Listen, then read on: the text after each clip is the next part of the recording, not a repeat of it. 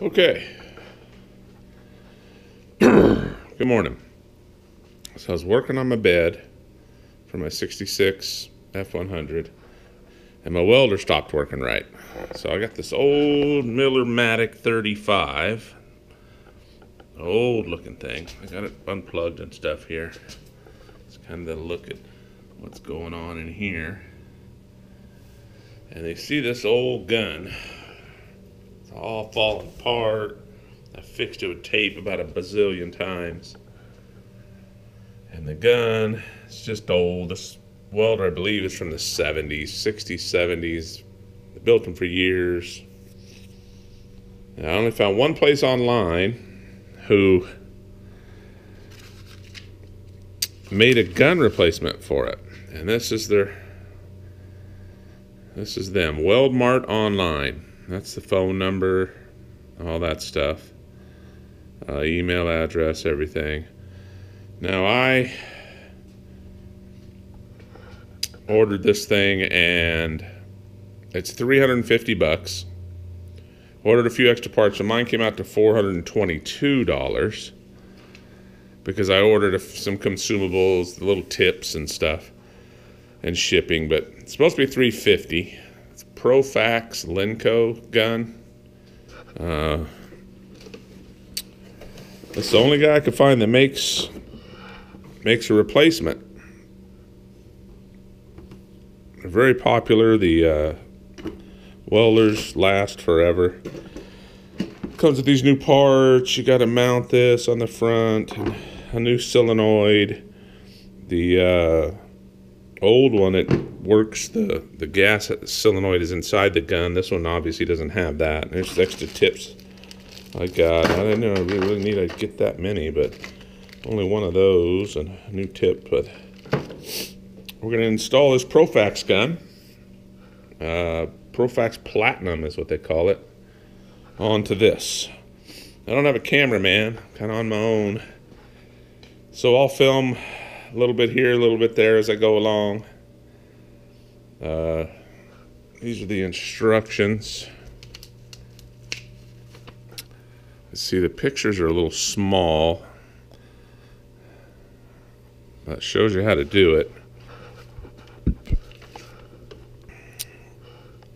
Got to open the case up and get in there and put that solenoid in. It works the gas. And well, anything it's a little complicated, it's a little complicated.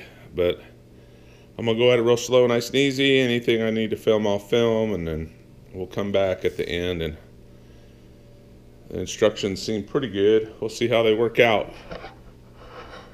Just trying to get my old welder to work. This welder, I paid $200 for it like 15, 16 years ago. It's worked amazing until the gas valve in the handle leaks. I just can't get it to quit leaking. I've changed the O-rings, and I just think it's worn out.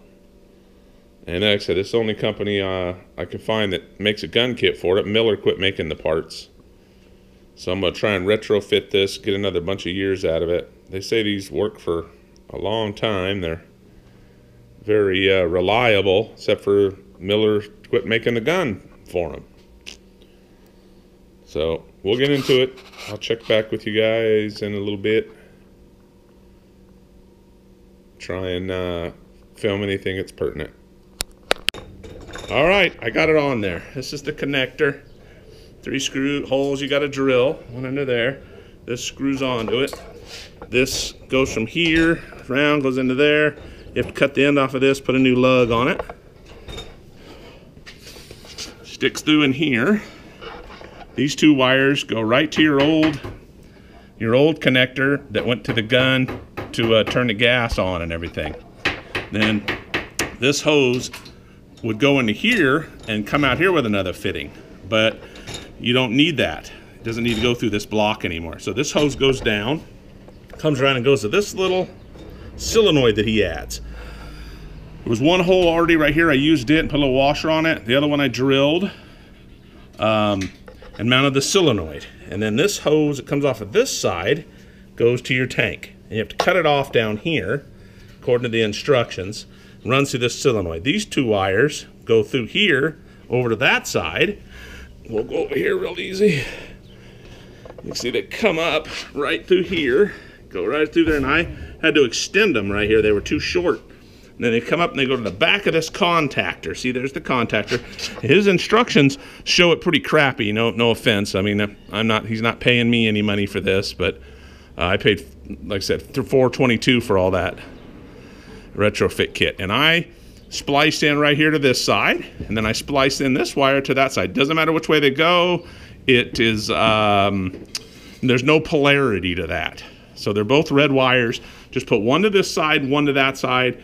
I trimmed the wire there, scraped off the insulation and soldered it. Tons of zip ties. And that's it. It took forever to do. You can see how it works. I tested it. It works amazing. Just as good as before, maybe even a little better. That gap right there on the picture doesn't show that gap. I'm going to fill that in with something. The instructions show it differently. They show it where that thing is solid on the top. Mine isn't that way, so I'm going to fill that in with a piece of foam or something. That's the instructions, and it works great. I put that like that little extender into there, and it works amazing.